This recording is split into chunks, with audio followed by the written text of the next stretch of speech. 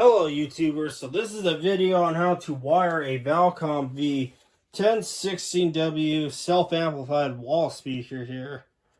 It's the same like the V1020Cs and the V1920 self-amplified speakers. Pretty much the same thing, just in a different enclosure. Now I've already pre-wired this one here, which I'll discuss the color codes here in a bit. But in terms of my audio cables, what I will be using is just a standard auxiliary cable or a 3.5mm jack for this setup. Usually when you have a double male end 3.5mm cable, when you chop the other end off, you should get greeted with these wires. You should see a bare copper, which this is your ground. And then you should see a red and a white. You want to take the two, which is your stereo left and right channels. You want to twist them together like this, because you want to combine both stereo channels into a mono channel for this. You want all the channels to go through this, because this is a mono device. This is what you should see. You may run into a cable like this with two bare copper wires, and a red and a white. You still want to twist the red and the white together, but also you want to twist the two copper wires together and combine it into two different wires.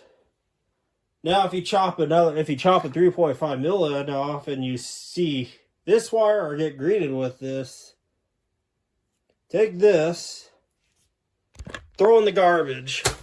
Those are crappy cables and they are prone to shorting out. They're no good for this application. Usually you'll find those on headphones or whatever. Avoid those ones. So now, in terms of power supply, I'm just using this bench power supply. I have it set at 24 volts DC. It is set to 250 milliamps. These things at most will take about 50 milliamps if they're cranked really loud. But it doesn't need no more than that. Now, here's the wiring back here. So this green wire you see up here, that is my tip. The white is my ring, which is the second one down. The third one down is my black, which is my negative 24 volts. And this red is my G&D. Don't ask me why it's like that. That's the way how Valcom did it. Usually when I see G&D, I think of ground, common ground, but this is the way how they have it set up. And here's the other end right here.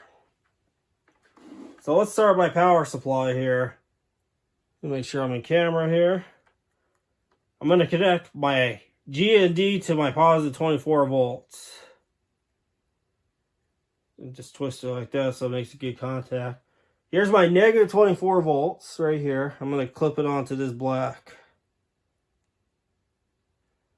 So now, here I am with my audio. So this green is my tip. I'm just gonna wire this green cable here to it.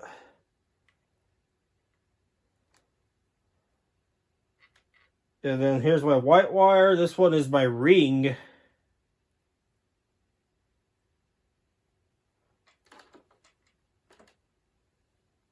And then I'll just tuck these out here so they don't short and cause issues.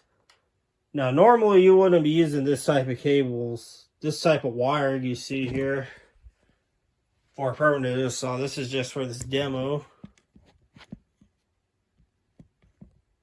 So, now onto the 3.5mm cable here. This green, we said, was my tip. My tip's going to go straight to the red and the white wires you twisted together for your stereo channels. Make sure that gets a good bite in there so we get audio. And then get a good bite on this one. This one is my ring. This is going to go to this cable here, or this wire. Where I get tip and ring from, the tip is my positive on this jack, and then the ring is this one down here. Usually that's your ground. So now when I turn on this power supply, you should hear a pop noise come out of this. There we go, got a pop. And for my audio source, it'll just be this laptop back here.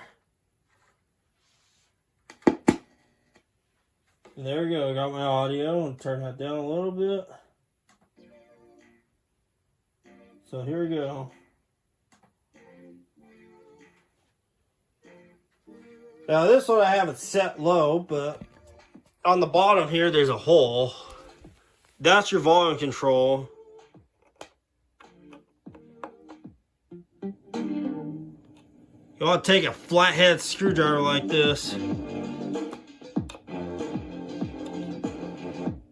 Just a flathead, and then adjust it to your desires.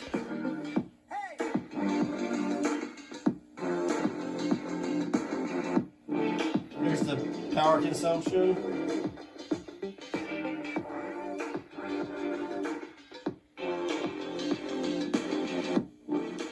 So yeah, that is how you wire one of these Valcom V 1016W wall speakers for personal use.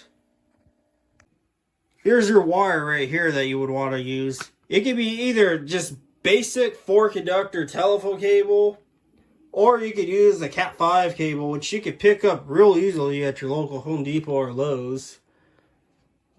If you're going to go with the Cat 5 route, you only need to use 2 pairs. So you don't have to use all 8 of them for this, because this is a 4-wire device.